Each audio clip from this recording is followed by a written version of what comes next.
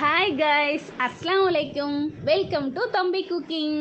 இன்னைக்கு நம்ம வீடியோல என்ன ரெசிபி பண்ண போறோம்னு பார்த்தீங்கன்னா, பலாப்பழத்தினுடைய விதைகளை வச்சு தான் நல்ல ஒரு கார சாரமான கிரேவி பண்ண போறோம் கைஸ். வீடியோவை கடைசி வரைக்கும் பாருங்க, ஒரு ட்விஸ்ட் இருக்கு. இந்த கிரேவிக்கு தேவையான பொருட்கள் என்னென்னு பார்த்தீங்கன்னா, ஒரு கைப்பிடி பலாப்பழத்தினுடைய விதைகள், ஒரு வெங்காயம், ஒரு தக்காளி, சிறிது மல்லி இலை, இதெல்லாம் நம்ம எடுத்து வச்சுக்கலாம். பலாப்பழத்தினுடைய விதைகள் நம்ம அவிச்சு தொளி உரிச்சு ரெண்டா கட் பண்ணி எடுத்து வச்சுக்கலாம். வெங்காயம், தக்காளி, மல்லிக்கீரை இந்த மூணையும் குட்டி குட்டியா கட் பண்ணி எடுத்துக்கலாம். நான் ஒரு டிப்ஸ் சொல்றேன், அதை ஃபாலோ பண்ணிக்கோங்க. பொதுவாகவே எல்லாரும் பலாப்பழத்தை சூடுன்னு சொல்லிட்டு அந்த பழத்தை ரொம்ப அவாய்ட் பண்ணுவாங்க.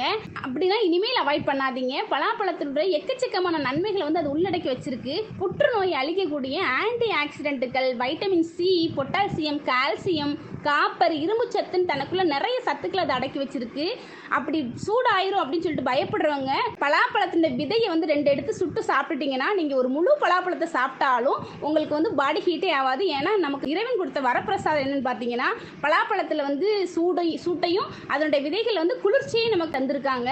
நம்ம ரெசிபி செய்ய ஸ்டார்ட் பண்ணிடலாம். ஸ்டவ் ஆன் பண்ணி அடுப்பில் சட்டியை வச்சு 2 டீஸ்பூன் நல்லெண்ணெய் விட்டு குட்டி குட்டியாக கட் பண்ணியிருக்க வெங்காயத்தை அதில் இறக்கி நல்லா வதக்கி எடுத்துட்டு அதோடு சேர்த்து தக்காளி பழத்தை சேர்த்து வதக்கி எடுத்துருங்க. இஞ்சி பூண்டு பேஸ்ட் போட்டுடலாம். 1/2 டீஸ்பூன் தனி மிளகாய் தூள், 3 டீஸ்பூன் குழம்பு மிளகாய் தூள் சேர்த்து நல்லா வதக்கிட்டு வெட்டி வச்சிருக்க பலாப்பழத்துடைய விதையை எடுத்து அதோடு சேர்த்து நல்லா கிண்டி எடுத்துட்டு தேவையான தண்ணியை ஊற்றி நம்ம ஒரு 10 நிமிஷம் மூடி வச்சு வேக வச்சோன்னு பார்த்தீங்கன்னா நல்ல ஒரு கார சாரமான பலாப்பழத்தினுடைய விதையினுடைய கிரேவி ரெடி. கைஸ், நீங்களும் உங்கள் வீட்டில் ட்ரை பண்ணி பாருங்க. மறக்காம லைக் பண்ணுங்க, சப்ஸ்கிரைப் பண்ணுங்க.